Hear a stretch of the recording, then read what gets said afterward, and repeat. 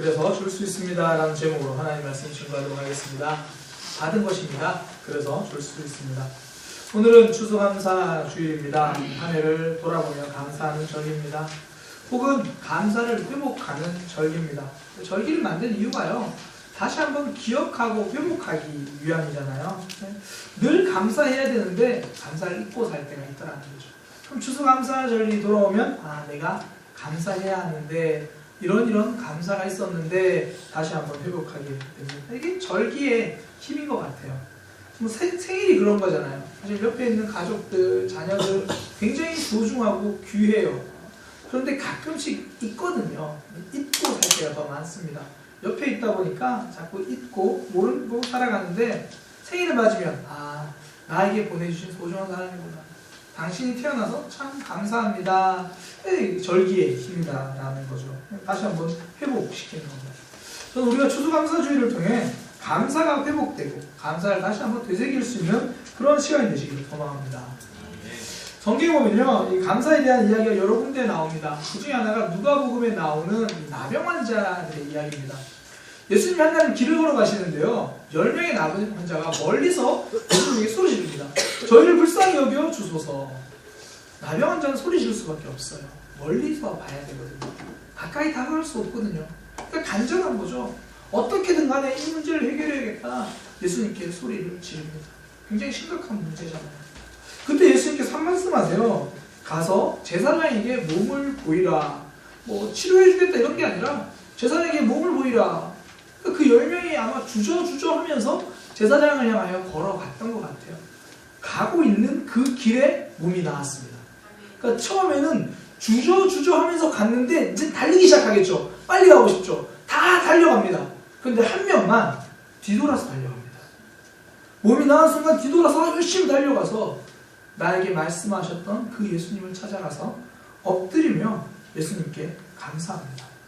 나머지 9명이 하지 않은 감사를 이 한 명이 표현했습니다. 이것이 우리에게 보여주는 게 있습니다. 감사하는 믿음이 더 한 단계 높은 수준이라는 겁니다. 예수님은요, 이렇게 감사하는 그 영혼을 향하여 굉장한 칭찬을 해 주시거든요. 감사를 귀하게 보셨습니다.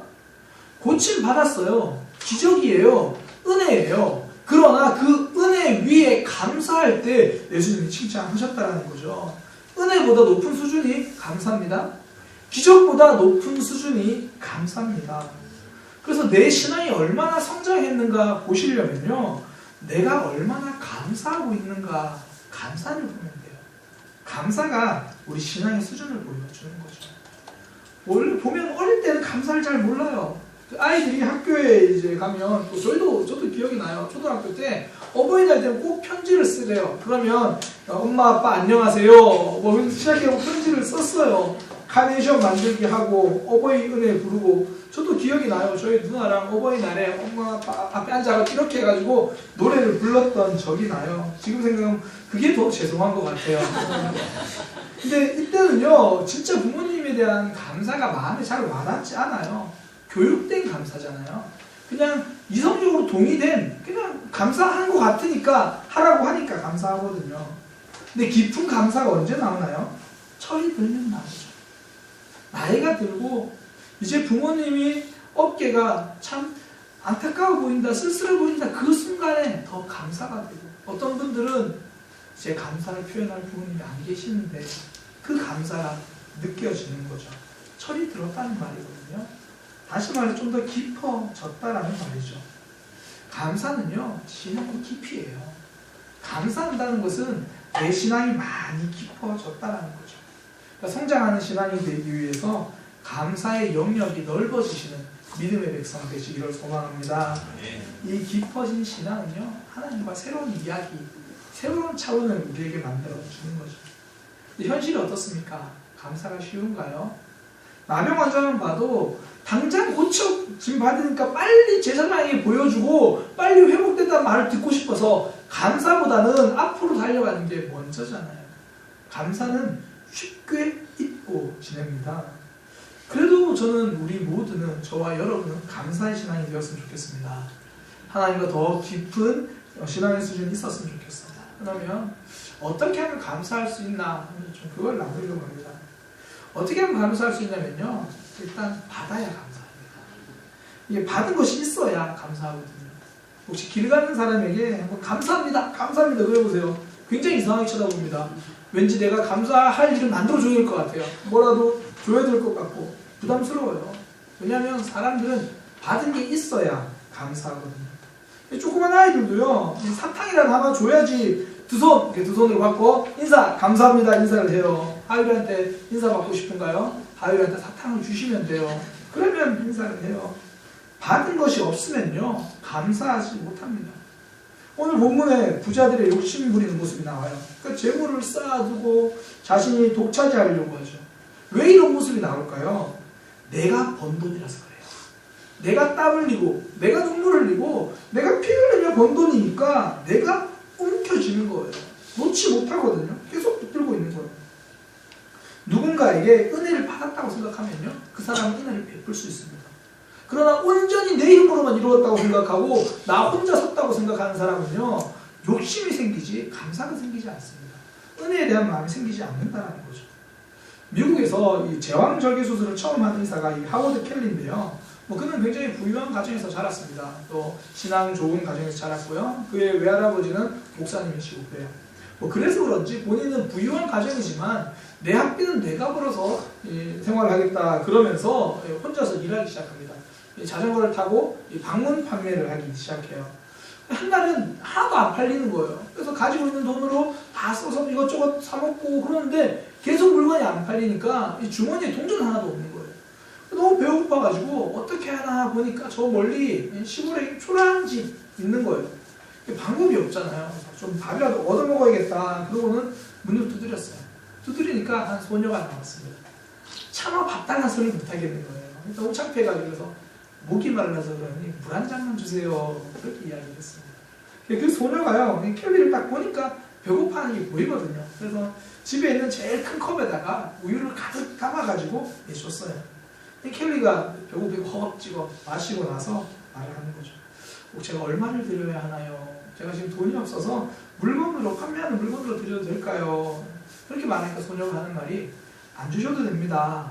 저희 어머니께서는 늘 저에게 좋은 일을 할 때는 절대 대가를 바라지 말라고 하셨습니다.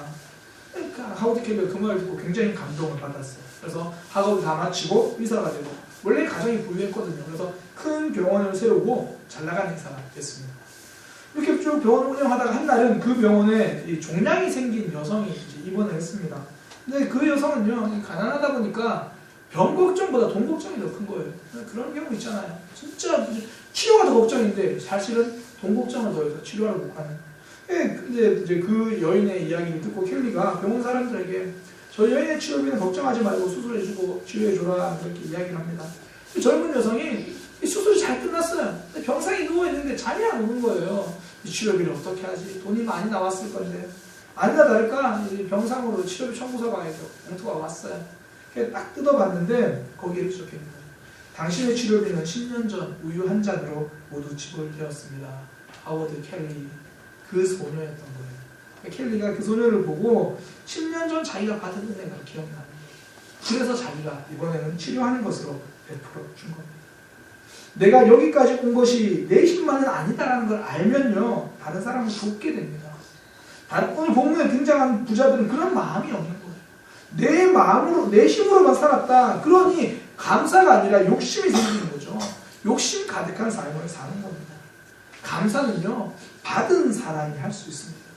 다시 말해서 내가 누리고 있는 것 모두는 하나님께서 주신 선물이다. 하나님께 받은 선물이다. 이걸 인정하는 사람만이 감사할 수 있다는 겁니다.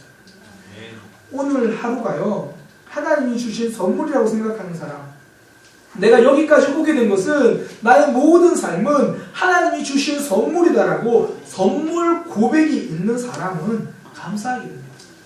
심지어 아픔까지도 감사하게 됩니다. 스피치의 매력에 빠지다라는 책을 쓴 빈현우 작가가요, 이렇게 말합니다. 신이 있다면 신은 나를 사랑하시는 것이 분명하다. 그러니 나에게 역경을 주셨다.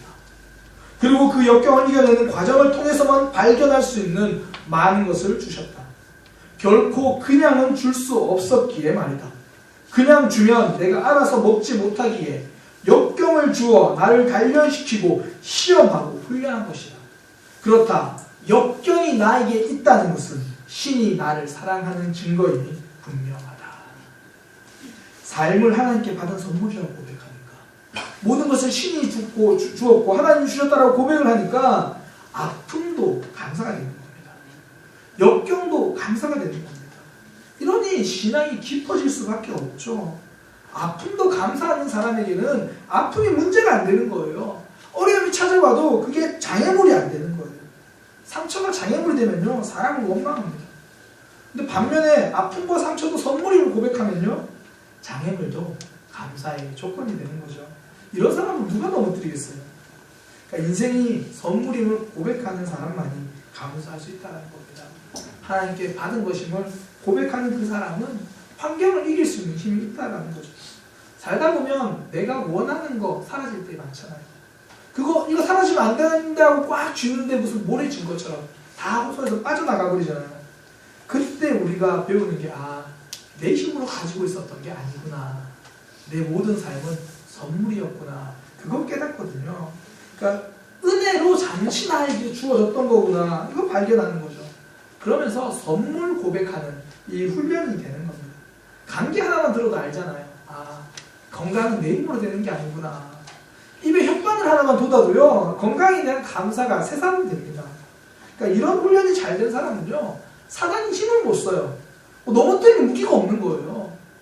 이렇게 공격하니까, 그래, 내가 이걸 감사했었구나.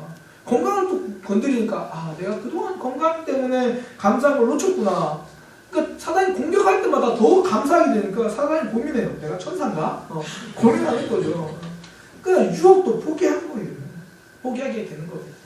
그래서요, 하나님이 주신 겁니다. 이렇게 고백하는 선물 고백이 있으면요, 그렇게 고백하는 사람의 얼굴에는 어두움이 없는 거죠. 웬만한 장애물에는 끄덕이 없습니다. 내 삶에 찾아오는 크고 어려운 모든 일들을 하나님하고 연결하거든요. 하나님이 이렇게 하셨습니다. 요셉이 그랬잖아요.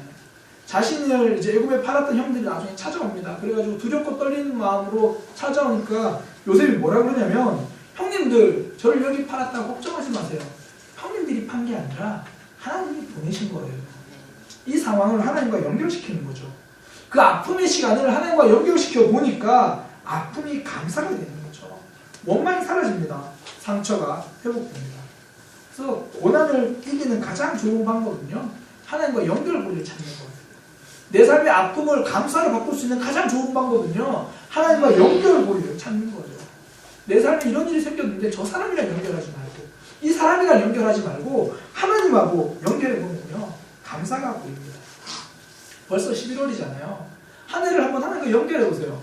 1월달 뜨거운 마음을 주셨고, 1월달 우리에게 이런 일이 있었는데 하나님이랑 연결해보니까 그 힘으로 여기까지 왔잖아요.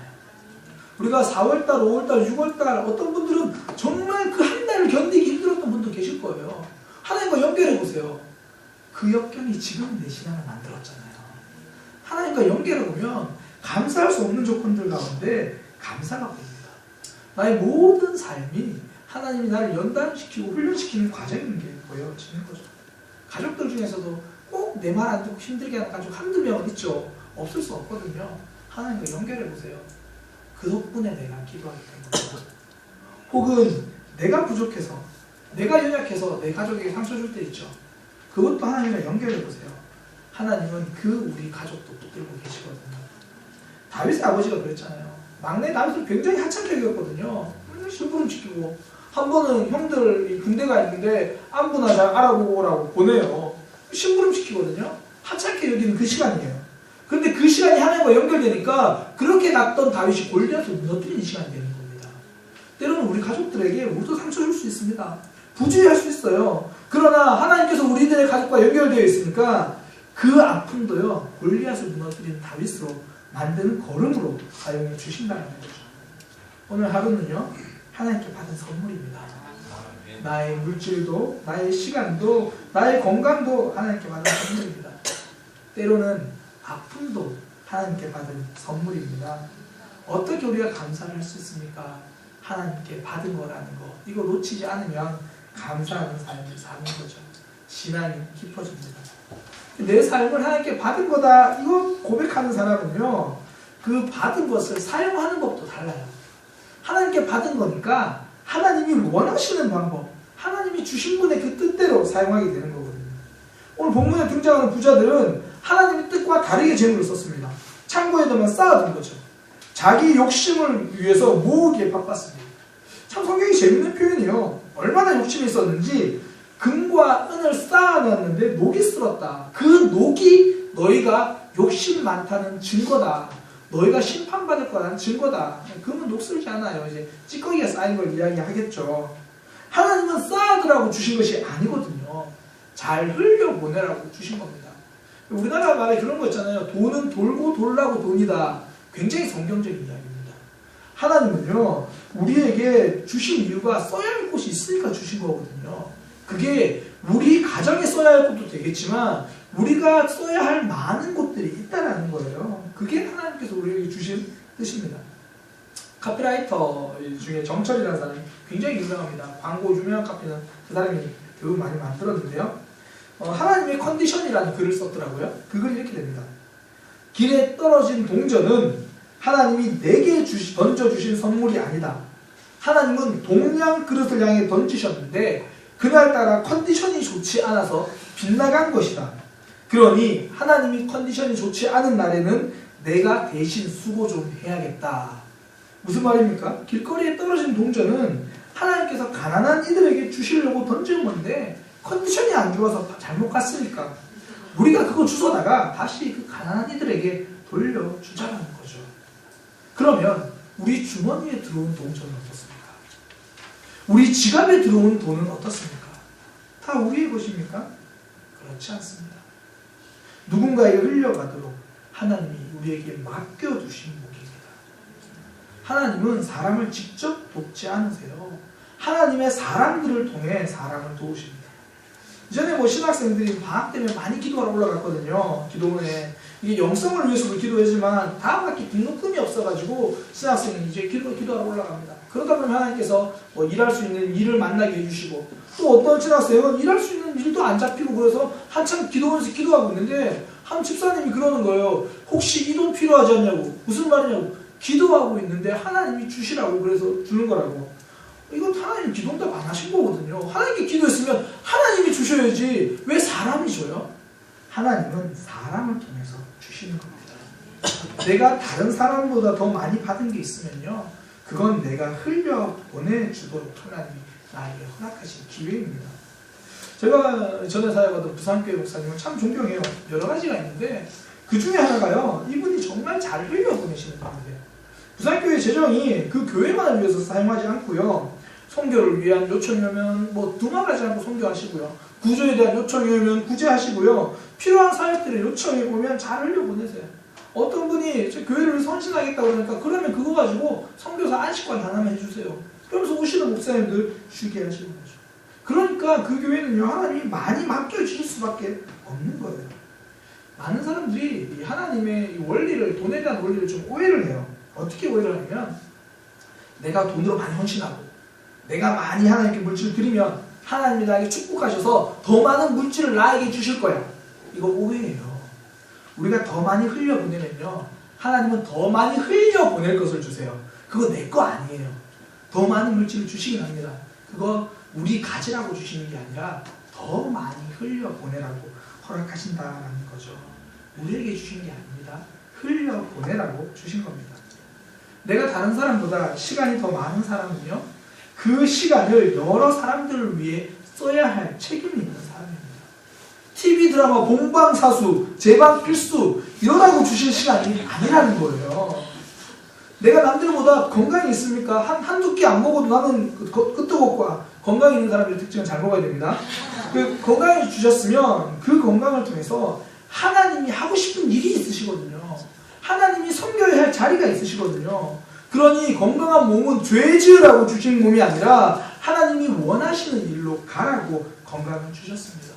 그러면 하나님과 동역하면 되는 거예요. 하나님이 원하시는 자리로 가는 거죠. 내가 남들보다 더 가졌다라는 말은 그 부분에 있어서만큼은 내가 하나님과 동역자라는 말입니다. 잘 흘려보내는 사람이 하나님과 동역자입니다. 하나님의 동력자는요, 하나님과 같은 눈을 가지고 생각합니다. 하나님과 같은 귀를 가지고 듣습니다. 4절에 보니까 너희 밭에서 추수한 품꾼에게 주지 아니한 삭시 소리 지르며 그 추수하는 자의 우는 소리가 만군의 주에 들렸다. 일을 시키고 돈을 주지 않으면 그것 때문에 슬퍼하는 사람의 목소리가 하나님에게 들린다라고 말하는 거예요. 하나님의 귀는 슬픈 사람들을 향하여 열려 있습니다. 우는 소리를 듣고 계신다는 거예요. 오늘날 얼마나 많은 사람들이 일하고 돈을 못 받고 있는지 몰라요. 이전에는요, 정규직과 비정규직이 그 급여 차이가 없었어요. 왜냐하면 비정규직이 없었거든요. 이제는 똑같이 일하는데 정규직은 많이 받고 비정규직은 적게 받습니다. 똑같이 일하는데 내가 받아야 할 몫을 못 받고 있다는 말입니다. 지금 내가 받아야 할 그 몫을 못 받고 있는 그 아픔, 그 슬픔, 하나님이 보고 계신다는 거예요. 하나님이 거기에 귀를 기울이신다는 겁니다. 사랑이 위독하다라는 책을 쓰신 김겸선 목사님은 책에서 이렇게 말씀하십니다. 이제 신이 죽고 돈이 태어난다. 이 시대는 화폐가 신을 제압하고 지폐가 인격을 굴복시켜 유일신으로 등장한 지 오래다. 지폐는 약진하고 인격은 부진하는 시대다. 오늘날 사람들은요, 가격으로 인격을 살려고 합니다. 내가 돈을 지불하면 상대방의 친절도 사고 상대방의 인격도 샀다고 생각합니다. 가격으로 살 수 있는 인격은 없습니다. 내가 가진 돈은요, 상대방의 인격을 사라고 주신 돈이 아닙니다. 그 인격이 가격에 팔려가지 않도록 도와주라고 우리에게 주신 돈입니다.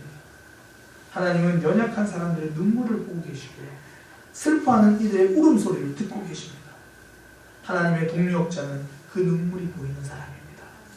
그 소리가 들리는 사람입니다.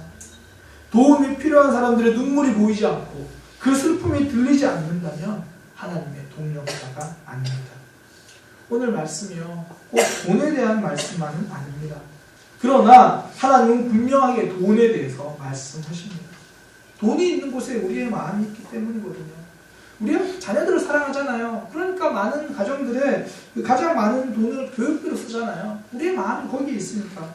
어떤 사람들은 자기 취미생활에 가장 많은 돈을 씁니다. 카메라, 등산. 그 사람은 마음이 취미에 있다는 걸 알 수 있는 거죠. 이제 우리의 마음이, 하나님의 마음이 있는 곳에 우리의 마음이 있었으면 좋겠습니다. 하나님이 울고 계신 곳을 보면서 같이 울 수 있었으면 좋겠습니다. 그래서 하나님이 원하시는 곳에 우리도 손 내밀 수 있었으면 좋겠습니다. 작년부터요, 추수감사절에 이렇게 차려놓은 음식을 주변에 나눠주기 시작했어요. 올해도 이제 그렇게 할 건데요. 할 수 있으면 저는 우리 교회가 주변에 더 많이 나눠주고 흘려줄 수 있는 교회가 되었으면 좋겠습니다. 그래서 간절히 부탁하는데요, 부자 되시기 바랍니다. 간절히 축복합니다. 부자 되시기 바랍니다. 그래서 우리 11조가 더 많이 늘어나서 우리 교회가 하나님 나라를 위해서 꼭 필요한 곳에 더 많이 흘려보낼 수 있게 되기를 소망을 합니다. 부자 되십시오. 그리고 많이 흘려보내십시오. 이것이 하나님의 마음입니다. 우리에게 있는 모든 것은 하나님께 받은 것입니다. 이것을 하나님이 원하시는 뜻대로 사용하는 것, 이게 바로 하나님께 감사하는 삶입니다. 추수감사절, 주어진 물질, 시간, 건강, 하나님께 받았다라는 선물 고백이 있기를 소망합니다. 진짜 고백은 어떤 것입니까? 흘려주는 겁니다. 잘 흘려줄 수 있는, 쌓는 삶이 아니라 돕는 삶으로 살아가는 믿음의 백성 되시기를 소망합니다. 오늘 말씀을 기억하면서 함께 기도했으면 좋겠습니다. 말씀을 하나하나 되새기기를 원합니다. 하나님, 말씀 듣기 전까지는 없는 게 먼저 보였는데 참 많은 것을 주셨군요. 그동안 감사하지 못한 나의 삶을 돌아봅니다. 건강을 주셨는데 더 건강하지 못하다고 슬퍼하고 있었습니다. 소중한 가족을 주셨는데 그 가족이 내 마음대로 되지 않는다라고 원망하고 있었습니다. 좋은 사람들을 주셨는데 내가 그들을 섬기지 못하니 그들이 불편해만 보였습니다. 하나님, 내게 주신 것을 보게 하소서. 하나님께서 주신 선물임을 보는 눈이 열려지게 하여 주옵소서. 우리에게 주신 선물들 너무 많잖아요. 시간도 주셨습니다. 건강도 주셨습니다. 교회도 주셨고요. 믿음도 주셨습니다. 하나하나 생각하면서 감사했으면 좋겠어요. 그렇게 기도하세요. 하나님 감사합니다. 하나님 감사합니다. 하나님께 받은 것을 인정하게 하여 주옵소서. 또한 잘 흘려 보내게 하소서. 하나님 물질이 시험거리가 되지 않게 하여 주옵소서. 하나님이 원하시지 않는 모습으로 내 삶을 허비하고 있지 않게 하여 주옵소서. 물질이 내 삶의 걸림돌이 된다면 주님 이 시간 결단할 수 있는 마음을 주옵소서. 흘려보내는 삶을 살겠습니다.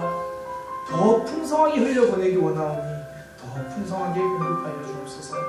우리가 말씀을 기억하면서 이렇게 기도하겠습니다.